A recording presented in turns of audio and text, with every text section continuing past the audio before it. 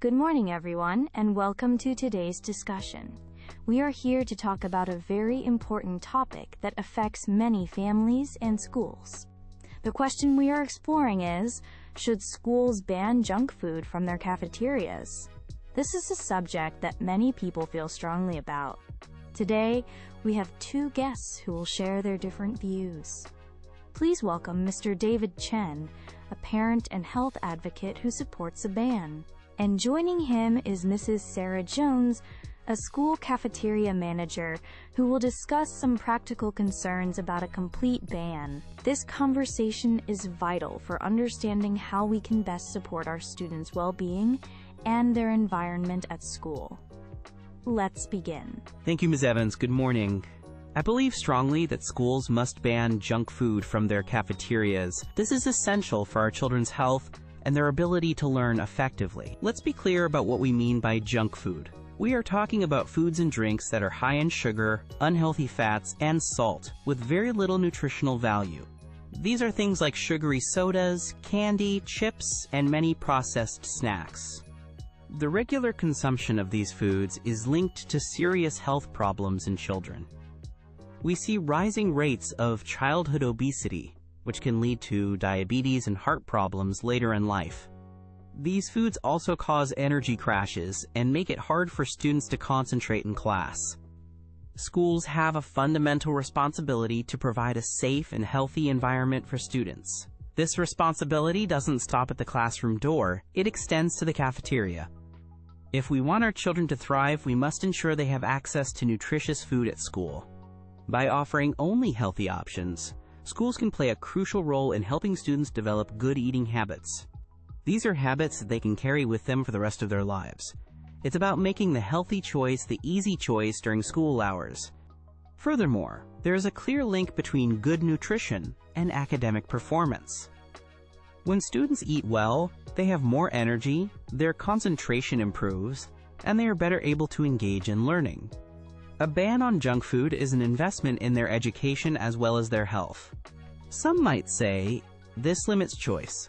But children, especially younger ones, are not always equipped to make the best long-term health decisions when faced with tempting, unhealthy options. The school environment should guide them towards what is genuinely good for them. Therefore, I urge schools to take a proactive step and remove these unhealthy items. Let's prioritize our children's well-being above all else. Good morning, Mr. Chen, Ms. Evans. While I completely agree that student health is very important, I believe a complete ban on all so-called junk food is not the most practical or effective solution. Firstly, we need to consider the aspect of student choice and responsibility. As students get older, particularly in middle and high school, they need to learn how to make sensible food choices for themselves. If we ban everything they might see as a treat, they don't learn to manage those choices in the real world.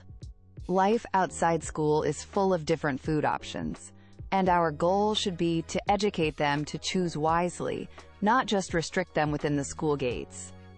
A ban might make these foods seem even more attractive when they are outside school. Then there are the practical challenges.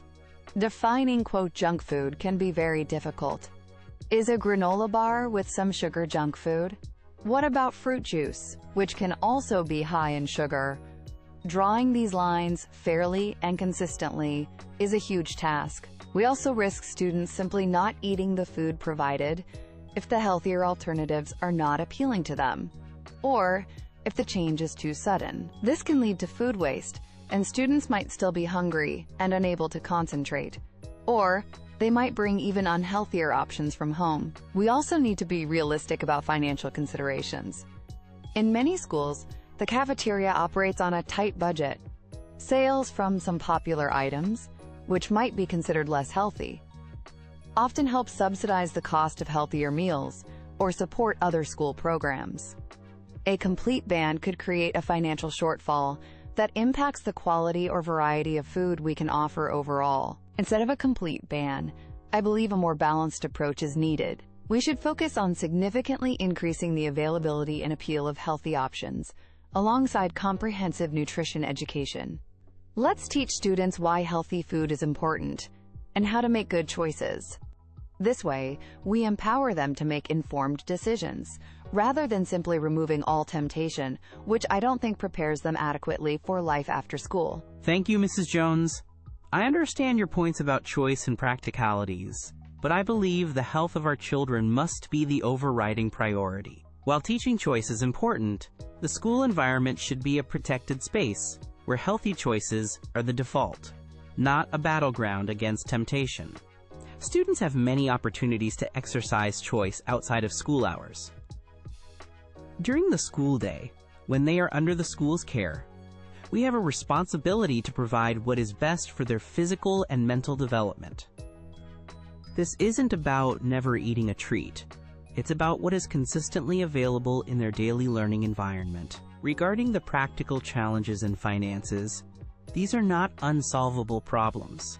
Many schools have successfully transitioned to healthier menus by working with nutritionists, finding appealing and affordable healthy recipes, and even sourcing local produce. There are also grants and funding opportunities available for schools looking to improve their food programs. To argue that student health should be compromised for financial reasons is, in my opinion, a difficult position to defend. The long-term costs of poor health far outweigh any short-term profits from selling unhealthy snacks. We need to think about the bigger picture. The goal here is simple: to make the healthy choice the easy choice, even the only choice, within the school premises during school hours. This supports the development of lifelong, healthy eating patterns, which is far more valuable than learning to navigate a menu of unhealthy options at a young age. Mr. Chen, I absolutely agree that health is a top priority. No one is disputing that. However, I believe a complete ban can sometimes have unintended negative consequences. As I mentioned, it can make those forbidden foods seem even more desirable to children and teenagers. We risk creating a situation where students binge on unhealthy foods outside of school because they feel overly restricted during the day.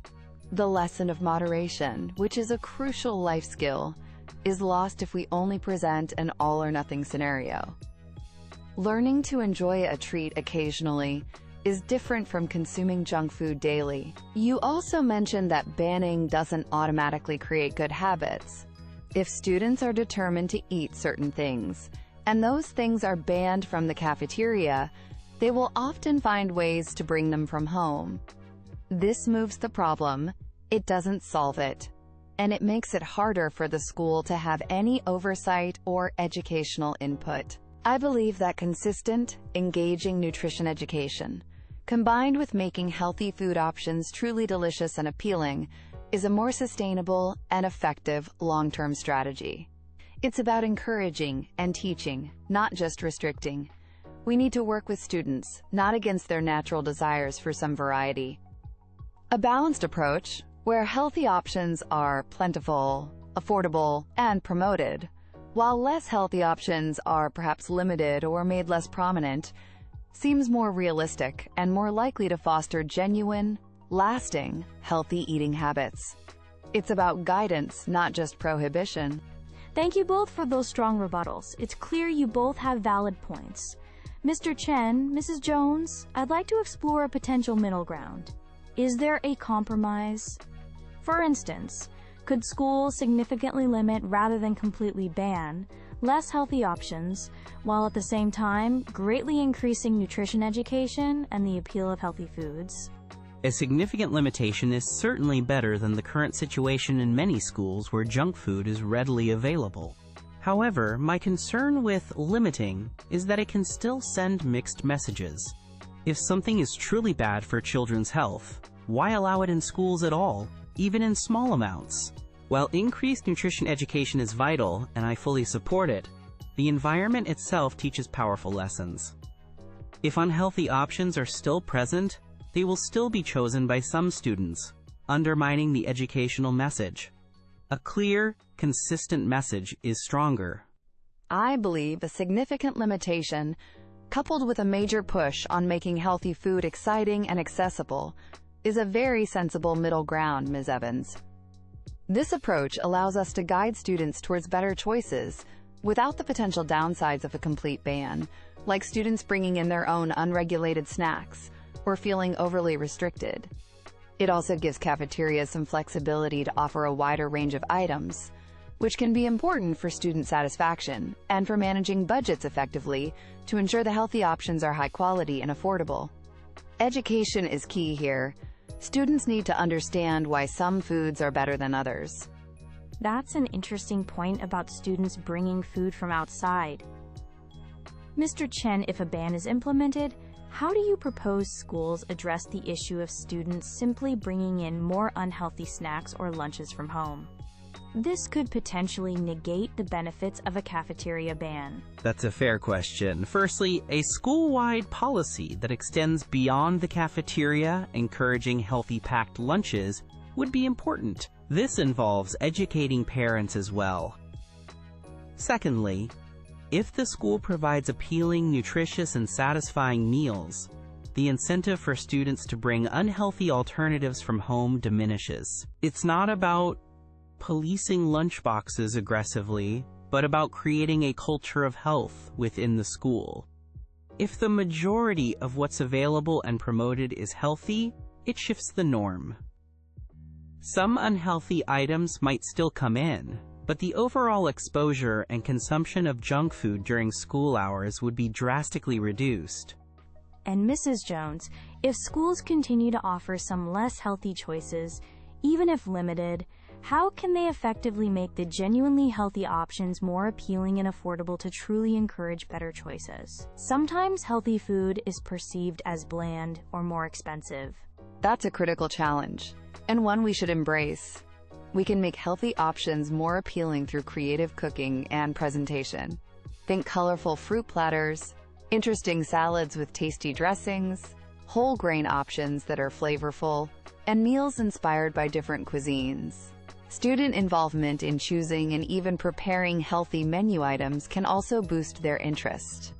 Regarding affordability, schools can work on sourcing ingredients efficiently, perhaps through local farm partnerships or bulk purchasing. Subsidizing healthy meals, possibly using funds that might previously have come from less healthy snack sales, could be an option. The focus must be on making the healthy choice the easy and attractive choice, not just the correct one. In closing, I want to reiterate my firm belief that banning junk food from school cafeterias is a necessary and positive step. The benefits for our students are clear: improved physical health, better concentration and learning in the classroom, and the development of positive long-term eating habits that will serve them for life. We've discussed choice, but the school environment is a place where we should be proactively guiding children towards what supports their growth and well-being. It's not about restricting them for life. It's about providing a foundation of health during their formative school years.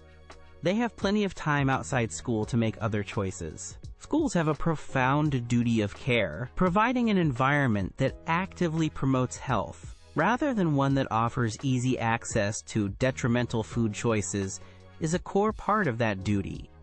The challenges of implementation are not insurmountable when we prioritize the long-term health and success of our students.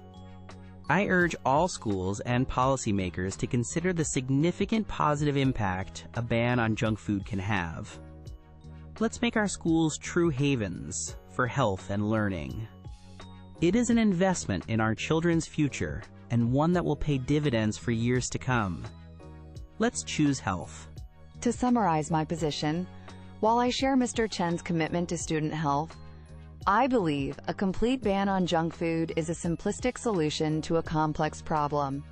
It overlooks the importance of teaching students how to make their own informed choices and navigate a world full of diverse food options. The practical difficulties of defining and enforcing such a ban, the risk of students disengaging from school meals altogether, and the potential negative financial impacts on cafeteria services that support healthy meal programs are serious considerations. We must be careful not to create new problems in our attempt to solve existing ones. I advocate for a more comprehensive and sustainable approach, one that focuses on robust nutrition education, making healthy food options exceptionally appealing and affordable, and empowering students with the knowledge and skills to choose well. This is about fostering a genuine understanding and appreciation for healthy eating, not just imposing restrictions.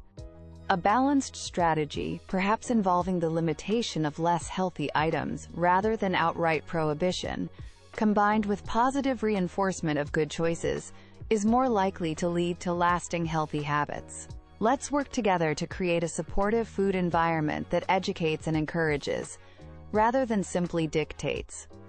Our goal is healthy, well-informed students. Thank you, Mr. Chen, and thank you, Mrs. Jones, for a very insightful and thorough discussion today. You've both presented compelling arguments and highlighted the complexities surrounding this issue. We've heard strong points about the school's responsibility for student health and the potential benefits of a ban, weighed against concerns about teaching personal responsibility, practical implementation, and the value of a more educational approach. It's clear that the core of this debate lies in finding the best way to ensure a healthy school environment, while also preparing students for the choices they will face in the wider world.